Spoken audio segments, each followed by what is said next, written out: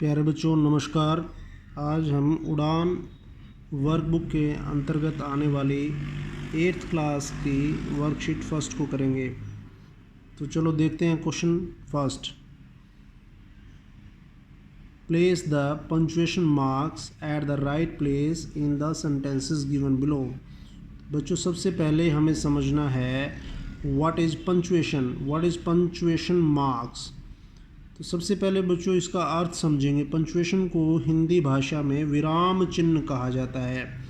इसका मीनिंग होता क्या है बच्चों? पंक्चुएशन मार्क्स जब भी हम किसी सेंटेंस का प्रयोग करते हैं या जब भी हम कोई वाक्य बोलते हैं, जैसे मैं अभी बोल रहा हूँ, तो हमें सेंटेंस बोलते हुए रुकना पड़ता है वाक्य को समझाने के लिए, समझने के लिए।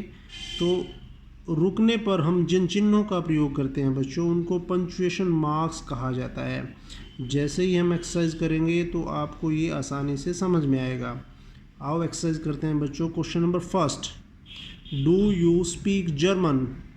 एक सेंटेंस दिया गया है जिसमें पंक्चुएशन मार्क्स को प्रयोग नहीं किया गया है। इसको इस प्रकार से लिखा गया है कि ये बिना पंक्चुएशन मार्क्स का है, मतलब गलत है। हमें इसे पंक्चुएट करना है, पंक्चुएशन मार्क्स को यूज़ करना है। हम इसके सामने ही प्रयोग करेंगे पंक्चुएशन मार्क्स का। इसमें काफ़ी स्पेस दिया गया है। तो फर्स्ट क्वेश्चन देखते हैं हम सामने। बच्चों एरो लगाया मैंने, क्वेश्चन पहले ही किया आप लोगों के लिए।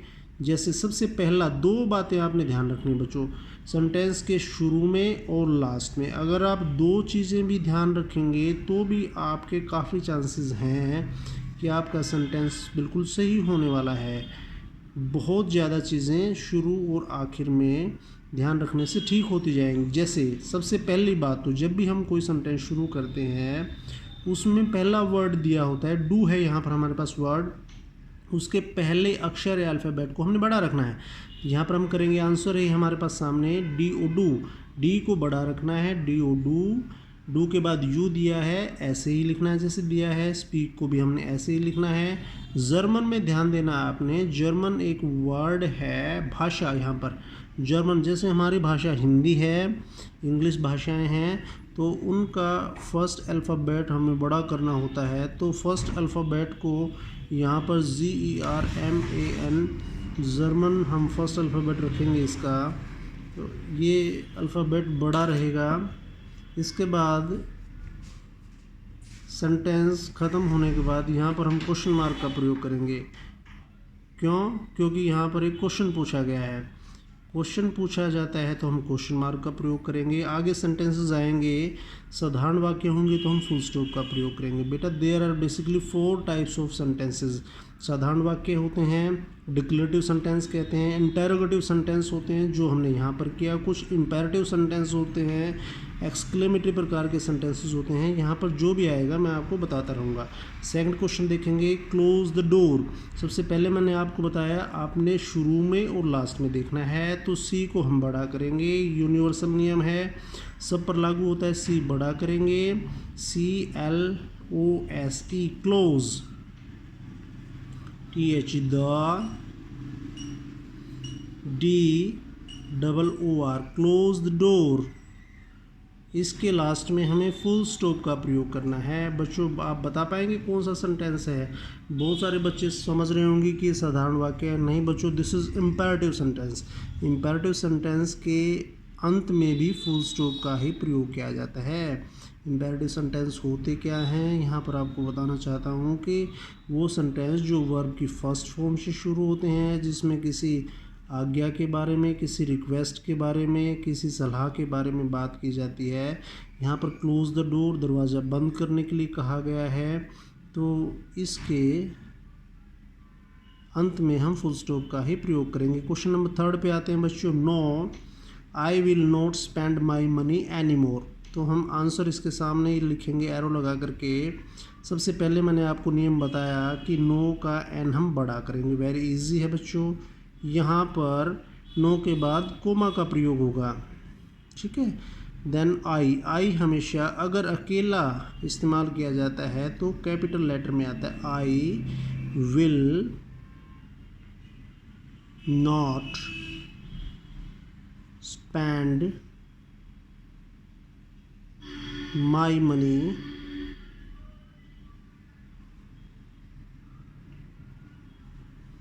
anymore। लास्ट में हम फुल स्टॉप का प्रयोग करेंगे। नेक्स्ट क्वेश्चन बच्चों फोर्थ वेरी इंपॉर्टेंट है, एरो लगा के हम आंसर लिखेंगे इसका। Get out of my car he said to me. बच्चों ये एक डायरेक्ट नरेशन का सेंटेंस दिया गया है। सबसे पहले हम जी को बड़ा करेंगे, जैसा मैंने समझाया आपको। G T get, O U T out of my car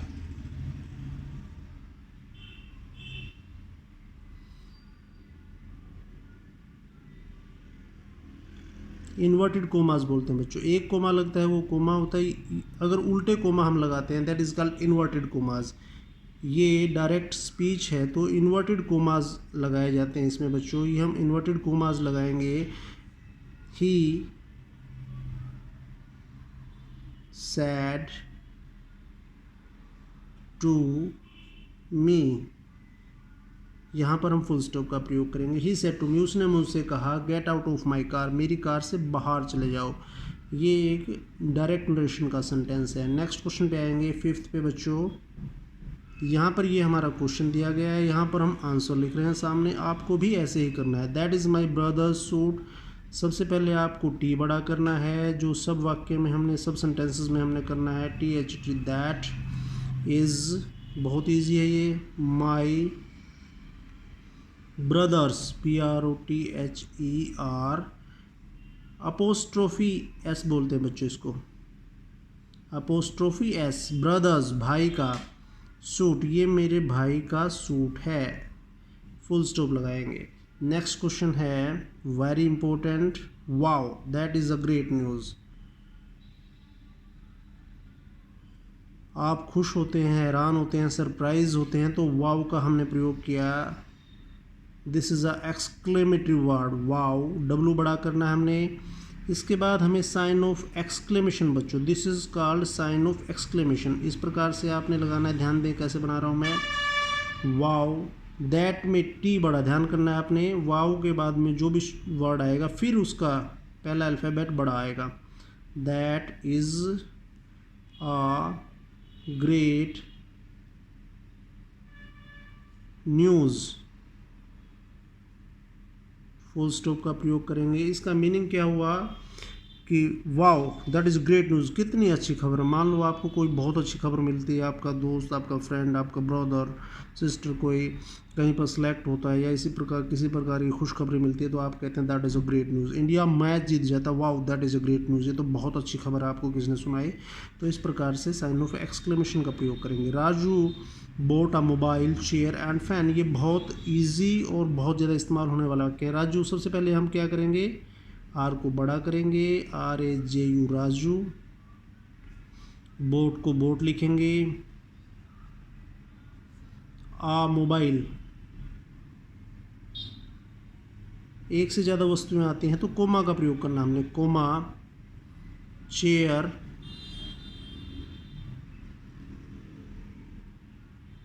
and AND, and लिखेंगे पहले पूरा, एंड फैन। मीनिंग क्या हुआ बच्चों, राजू बोट आ मोबाइल, सबसे लास्ट में आपने फुल स्टॉप लगाना है, मोबाइल के बाद कोमा लगाना है।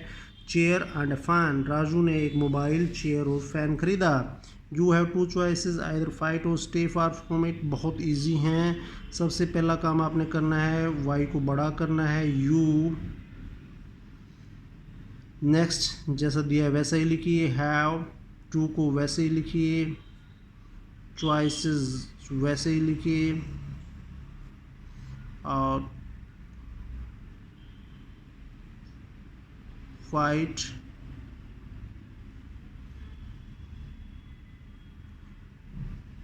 चॉइसेस के बाद बच्चों हमने आइदर लिखना है, यहाँ पर आइदर आएगा,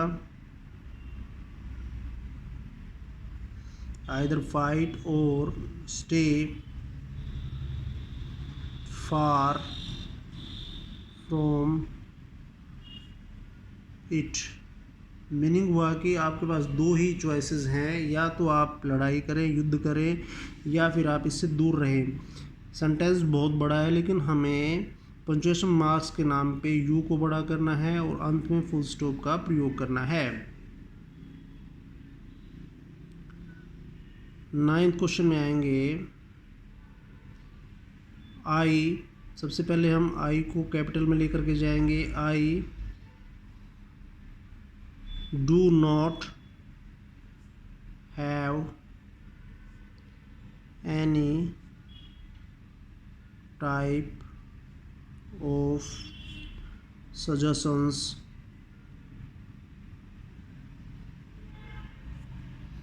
फॉर यू। फुल स्टॉप लगाना लास्ट में हमें। 10th क्वेश्चन, यहाँ पर स्पेस है, छोटा सेंटेंस है, तो हम यहाँ पर ही करेंगे इसको। Is this your house? Very easy, very important. I S is, I बड़ा रखेंगे। This your house, question mark का प्रयोग करेंगे बच्चों। आई होप आप अंडरस्टैंड, अच्छी तरह से आप इसको समझ गए होंगे।